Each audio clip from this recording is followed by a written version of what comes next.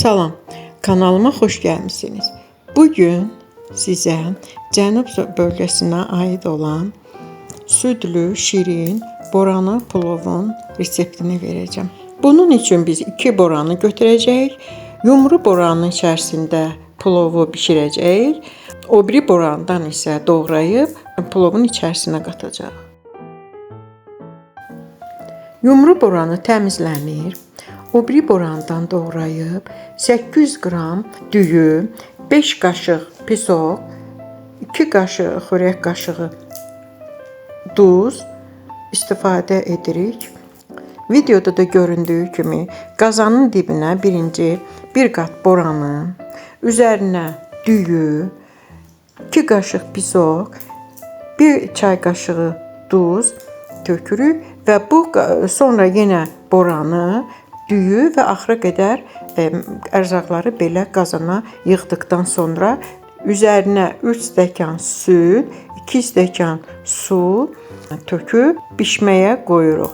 Bu xörəyə 5 xörək qaşığı pisoq, 1 xörək qaşığı isə duz sərf olunur. Plovun suyu çəkilənə qədər qazanın qapağı açıq olmalıdır.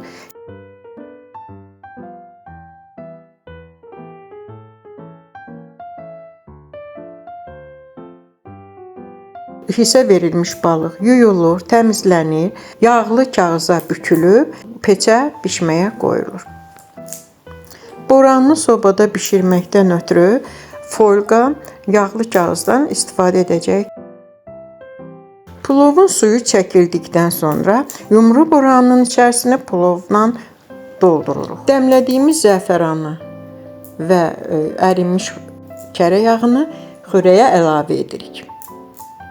Boranını əvvəlcə yağlı kağızla, sonra isə folqa ilə büküb sobaya qoyuruq.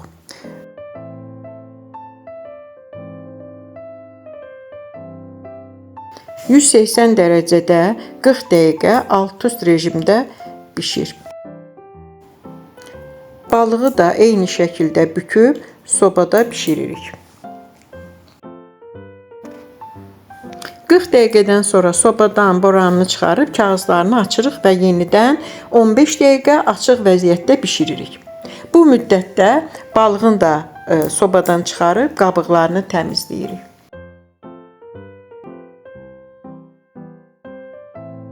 Bu plov duzlu balıqla yeyilir. Plovumuz çox ləzzətli alındı, görünüşü də gözəldir. Buyurun siz də hazırlayın. Nuş olsun, ağız dadınız heç zaman pozulmasın.